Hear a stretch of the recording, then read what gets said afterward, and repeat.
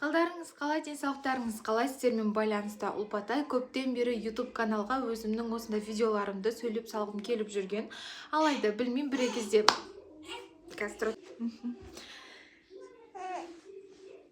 YouTube каналға осылай видео салғым келіп жүргенімді көптен бері айтқан болатын, бірақ іске кіріскен жоқпын. Бір кезде бояну керек дедім, бір кезде кейбір заттар алу керек, штатив алу керек, анау мынау дедім. Уақыты яғни бүгінге келіп тұрған екен. Сондықтан мен сіздерге бүгін соңғы 2 айда оқыған кітаптарыма шолу жасағым келеді. Жалпы мен білесіздер, кітап декреттік өмірімді романтизациялағым келмейді, көп көрсеткім келмейді. Оның өзінде қиыншылықтары бар, ал кітап оқудың мен ешқандай қиыншылығын көрмеймін, яғни насихаттаудың, яғни біреуге кітап оқы деудің ешқандай қиыншылығы жоқ екен. Мен солай ойлаймын, қиыншылығы жоқ деп ойлаймын қысқасы. Менің сүйікті кітаптарым негізі тұрмысқа шықпай тұрып көп кітаптарым болған, бірақ қазір қайда кеткенін білмеймін. Шын айтам, өзімнің үйімде, яғни төркінімде кітаптарым болған еді. Қайда кеткенін мүмкін мамамдар бір жаққа жіберді, я лақтыра салды, білмеймін. Ол кезде өзім сол кезде мән бермегенмін, яғни 1-2 кітабымды ғана алып кеткенмін. Қазір кітаптарымның 10-15 шақтысы басқа адамдарда жүр, яғни жақында жинаймын деген сөз. Қысқасы, мына ақ тумбочкада, ақ шкафта менің кітаптарым тұрады. Бұл жерде шамамен 20 шақты ғана кітап бар, яғни ол осы 2 айда алған кітаптарым. Ал кеттік, қазір мен сіздерге соңғы айда оқыған шағын кітаптарымен бөлісейін. Бірінші шағын кітаптарымен бөлісейін. Опа. Так. Не көрген қана алайық, нағылай тұрсын. Шамамен мен қазір өзім кішкентай деген оқуға жеңілдеген, кішіден қанша кітабым қазір оқимын. 1, 2, 3, 4, 5, 6, 7, 8 кітабымды алып шығыппын. Бірінші Динара Болат, өмірге шексіз ғашық. Менің бұл 2022 жылы Қазақ ұлттық университетінің маңында, яғни театрда жүрген кезде, театрда жағалап жүріп оқыған кітабым болатын. Бұл менің ең жақсы көретін кітабым. Өте қатты жақсы көремін. Ең алғаш мен Динара Болат авторды бірінші танығанмын, яғни блогерлік жолын саяхатшы ретінде, жиһангез деп айтамыз ғой. Сондай адам ретінде танып, кейінірек осындай кітабы бар екенін көріп, сатып алдым. Өте қатты өмірімді жеңілдеткен, мен көп дүниені, жалпы біз көп дүниені, көп насихатты, көп айтамыз, андай ұсақ түйек бақытты байқамаймыз, өмірді көрмейміз. Осы кітапты оқығалы мен өмірді сүйдім, өмірге шексіз ғашық деп айтып тұрғандай, өмірді көрдім, өмірді сүйдім, өмірді түсіндім десем де болады. Әрине, декреттегі ананың блогында қалай бала болмау керек. Менің ұлым Мадияр және қызым Көркем. Екеуі бірге қасымда жүреді, менің ылғи қасымда. Кітап оқысам да, дұрыс қой енді, баланың қасында мамасы болмағанда кім болады. Келесі кітап Перизат Мырзахмет. Өмірдің аты М. Мама, М ба? Қалай автордан кешірім сұраймын, егер бұл блог көріп отырса, көреді деп ойламаймын. Жалпы Динара ханым мен Перизат Мырзахметтің достығын бәріңіз білетін шығарсыздар, иә. Жалпы мен өзімнің Аяла деген құрбым бар, соған айтам, екеумізге мәңгілік сондай достықты берсе екен деп, сәлемділі, рас екен. Перизат ханымның бұл кітабы көп хейтқа ұшырады, көп айтады, кітап емес, сонда не жазылған, соншалықты не айтылады, бұл не деп, мә балам, шағыл. Мама. Неріп отыр. Неріп отыр. Перизат ханымның бұл кітабы жалпы негізі ешқандай авторды кітабына бола сөгудің қажеті жоқ. Өйткені қандай еңбек жатыр, қандай ол кісінің сезімдері жатқанын біз мүлдем білмейміз.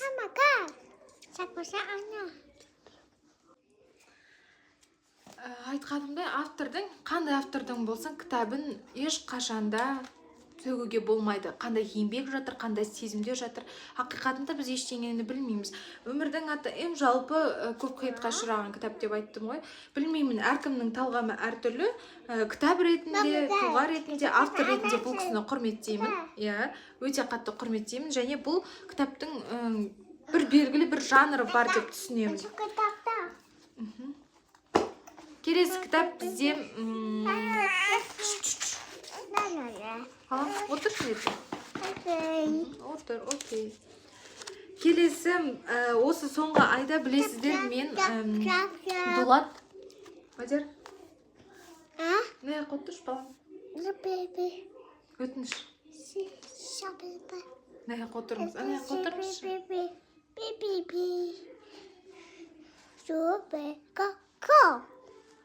Жақсы түсіндік, сіздің ойыңызды ескеретін боламыз. Жүгір, балапан көр, жүгір, балапан көр. Балапан көргенші, жүгір, өтініш. Андақ кітабымды неге алып кеттіңіз? Мә мынаны, Мадияр, андақ кітабымды бер. Білесіздер, соңғы кезде мен Дулат Исабековтың кітаптарын барлығын оқуды өзіме міндеттедім, өйткені авторға шынайы ғашықпын.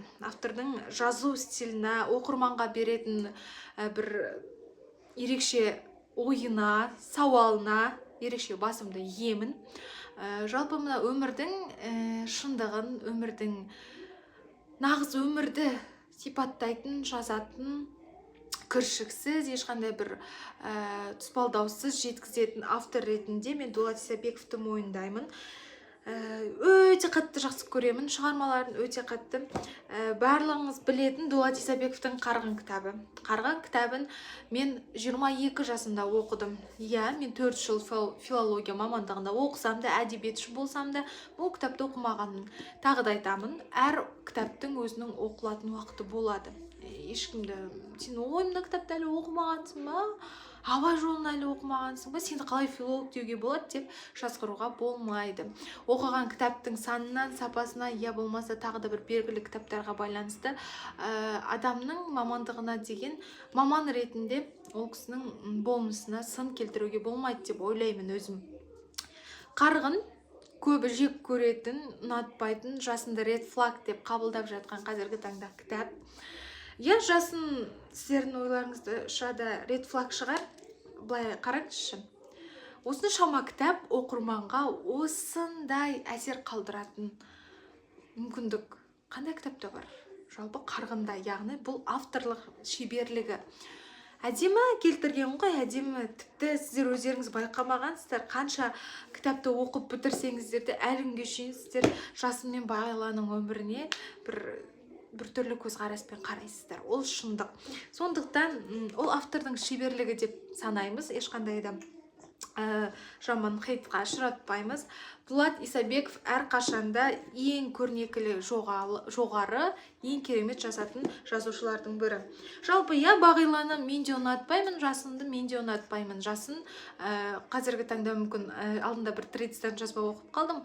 Роза Әшірбаеваның тұсында Қарғын кітабын оқыған қыздардың жолы болған. Яғни Жасынды ешқандай романтизация жасамайды, Жасынды идеал жасамайды, ерекше жігіт, нағыз сері деп қабылдамайды, нағыз шындықты көріп тұр депші.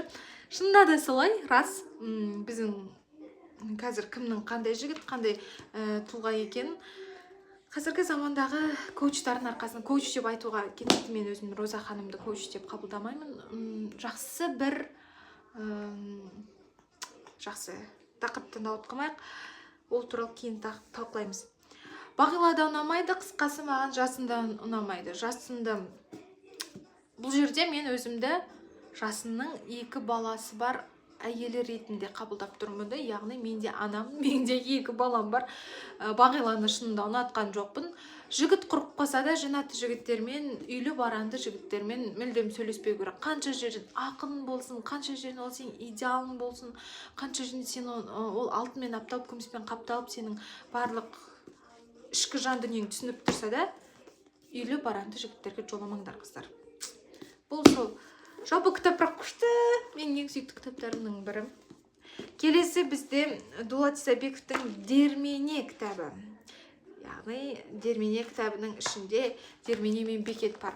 Дермене атасының тәрбиесінде өсіп жатқан, тағы мен сіздерге мен өзім туралы бір факт айтып кетейін.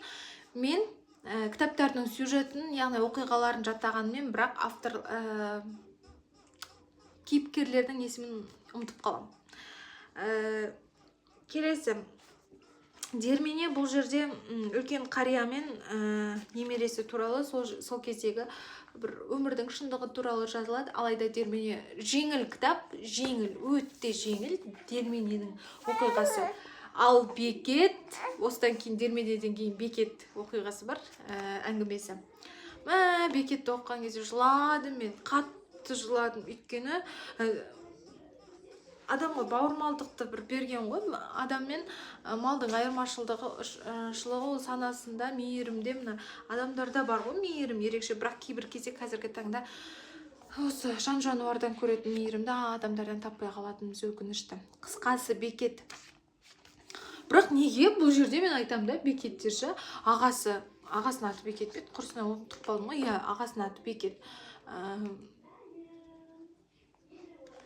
Неге сондай жасады деп, неге соншалықты жертва болды деген ой болды менде шынында. Неге інісімен отырып дұрыс сөйлеспеді, айтатын әңгімелерін дұрыстап айту керек еді, бір-біріне соншалықты неге? Мүмкін еркек адамдардың табиғатынан сондай шығар, бір-бірін түсіне алмауы, бір-біріне ашық ештеңе айта алмауы. Еркек адамның өзінің бір эмоциясы сондай ғой, ішіне бәрін жасырып жүреді. Бірақ алайда соңы жақсы болып бітеді, шүкір. Бірақ кейде ойлаймын мен, бауырлар арасындағы сүйіспеншілік пен махаббат, мейірімдікті болмашы ренішке ешқашанда сақтап қалуға болмайды. 5 минуттық әңгіме, 5 минуттық реніш бәленбай жылдық бір-біріне деген бауырлардың сағынышын көрсетеді. Жалпы түсіндіре алдым деп ойлаймын. Өзім білмеймін не айтып жатқанымды кейін. Мына видеоны, яғни ешқандай да монтаждамаймын, қалай бар солай сала саламын. Қош, не үшін монтаждаймын? Монтажда уақытым да жоқ, мен шыны керек. Мадиармен, Көркемен, оның үстіне Көркем қазір бір түрлі деген қалай кетті, қыз біріншімен, сен кішкене қазір жылауықсың. Ал мен Мадиар ондай болмаған. Стоп, мама туралы, декретті өмір туралы әңгіме айтпаймыз. Келесі бізде Дулат Исабековтың Гаухар тасы. Мен Гаухар тасы осы жасымда оқыдым. Бәрін күшті ой деп оқитын кітаптарын ғой, шында күшті кітап, өте күшті кітап, көрнекілігі жоғары. Күшті ғой. Бірақ бәрі айтады ғой, бұл жерде деген Ыбыш деген жақсы көрген жоқ. Ыбыштың махаббаты бұл жерде махаббат емес. Ыбыш деген абьюзер, салтанатқа обал деп сөйтіп айтады ғой. Бірақ мен олай ойламаймын. Нағыз махаббат осыларда ғой. Негізі Ыбышты әкесі қатал тәрбиемен өсірген, өзінің сезімдерін ашық жеткізе алмайтын, анасының да сүйікті баласы болған жоқ, әкесінің қатқыл тәрбиесінің айналасында өсті да, Ыбыштың табиғаты қаталдыққа бейімделді, яғни ол махаббатты жеткізе алмайтын тұлға болып өсті. Ал Қайыркен ол апасының баласы, апасының еркесі. Апасына емреніп, еркелей алған бала махаббатқа толы болады ғой. Ол логикаға сәйкес, логика ойлашы өзің. Баланың, яғни қазіргі таңда не үшін шырылдайды? Аналар телефонға жақын болмаңдар, балаларыңды махаббатқа бөлеп өсіріңдер деп не үшін шырылдайды? Өйткені махаббатқа толы баладан ойын еркін жеткізе алатын, өмірге көзқарасы ашық, ешқандай травма болмайтын, өзін еркін сезінетін бала туылады. Яғни Ыбыш пен Қайыркенді салыстыруға мүлдем келмейді.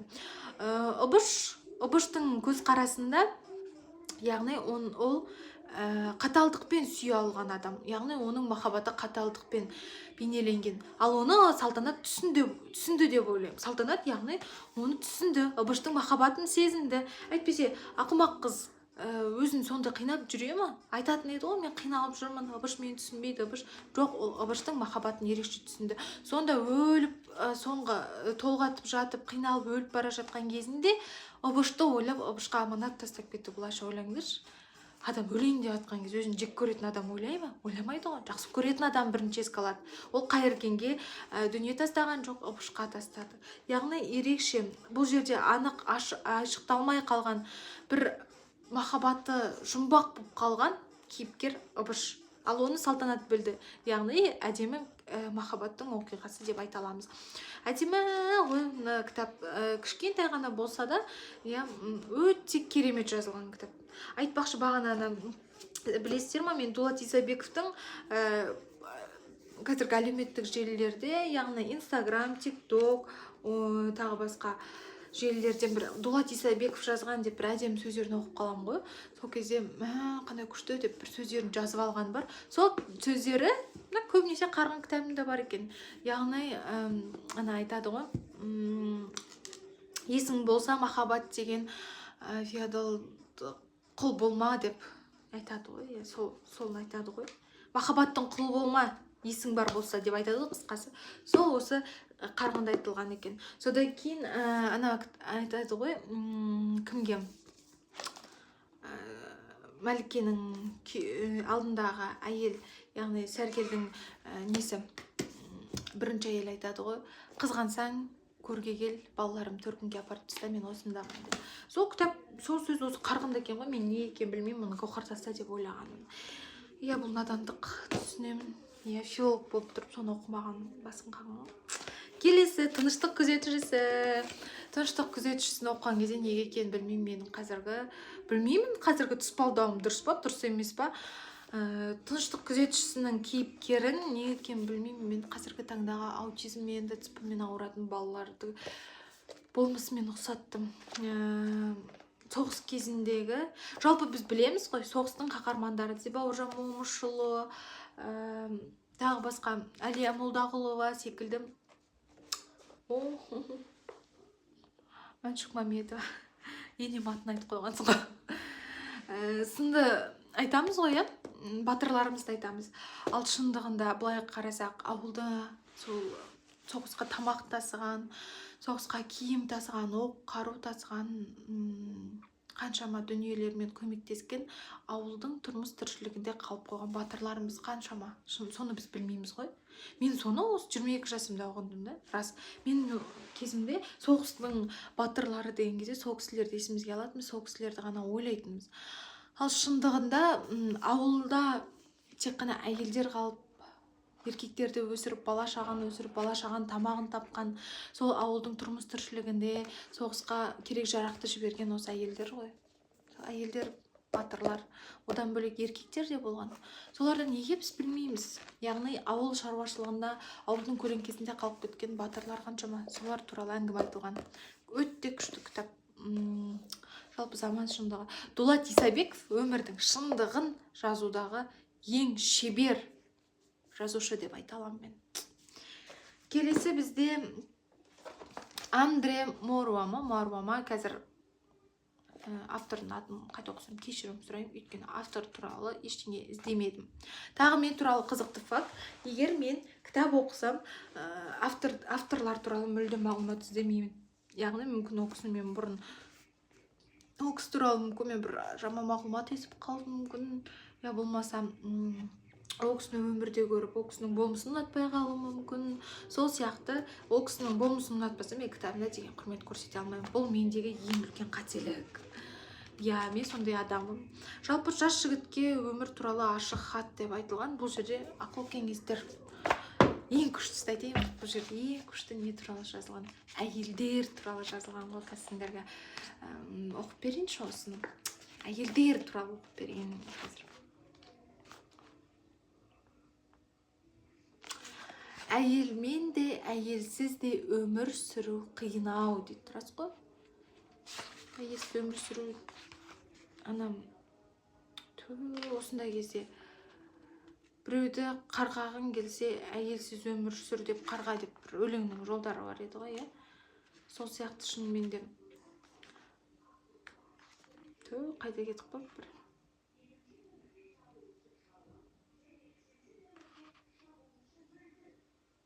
Жалпы мына жерде айтады, әйелге қол жеткізіп алғаннан кейін махаббатыңды суытпа деген әңгіме бар да, соны алып оқыңдар да маған жіберіңдерші. Андре Моруа шығар, я? Моруа деп оқиды. Жалпы сондай кітап. Бұл маған қатты ұнаған жоқ. Бұны маған 22-ші жылы бір кісі, ойбай ұлпатай, саған осы кітапты оқу керек деп айтқан. Не үшін екен білмеймін. Өзім оқыдым.